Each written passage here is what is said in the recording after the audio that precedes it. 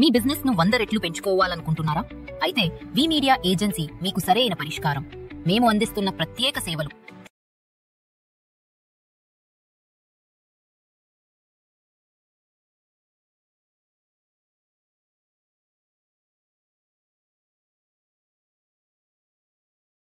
బాగుంది బ్రో, ఇప్పుడే చూశాను.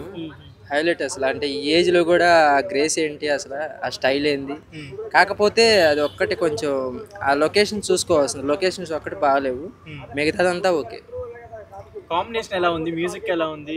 నయనతార చిరంజీవి గారు అంటే కాంబినేషన్ మామూలుగా ఉండదు.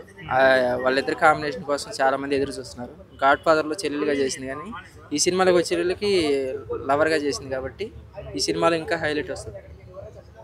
ఇంకా మ్యూజిక్ గురించి చెప్పాల్సిన అవసరం లేదు. అంత పెద్ద పెద్ద మ్యూజిక్ డైరెక్టర్లు ఉండకపోవచ్చు అనిల్ రావు గారి మూవీలో. సో చిన్న డైరెక్టర్ని పెట్టినా ఆయన ఏదో మ్యాజిక్ చేస్తారు.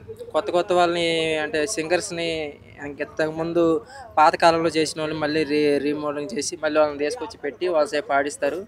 కొత్తగా ఉంటాయి మ్యూజిక్స్. ఎక్కడో విన్నట్టు ఉంటుంది కానీ ఆడ ఏమి విన్నట్టు ఉండదు.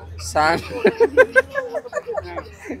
ఎక్కడో విన్నట్టు ఉంటుంది కానీ కొత్తగా అలా ఉన్నట్టు ఉంటుంది అంతే.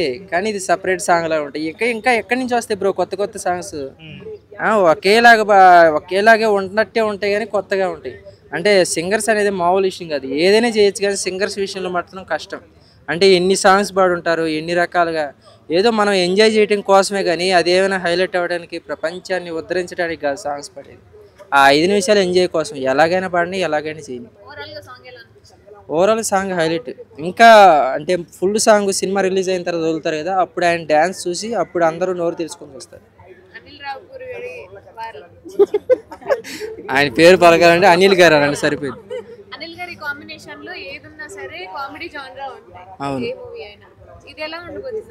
ఇది కూడా చిరంజీవి గారితో ఏదో మ్యాజిక్ చేస్తారు. అంటే ఈ 5 ఏళ్ళ 6 ఏళ్ళలో అతనికి మంచి కామెడీ మూవీ పడలేదు, ఖైదీ 150 నుంచి. సో ఈ మూవీతో కొంచెం చిరంజీవి గారిని హైలైట్ చేయొచ్చు అనిల్ రాపూర్ గారు.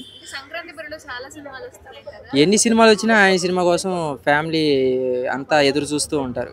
అనిల్ గారి మూవీ అంటే కామెడీ పరంగా అందరు ఇష్టపడతారు కాబట్టి ఆ సినిమాకే ఓట్లు వేస్తారు.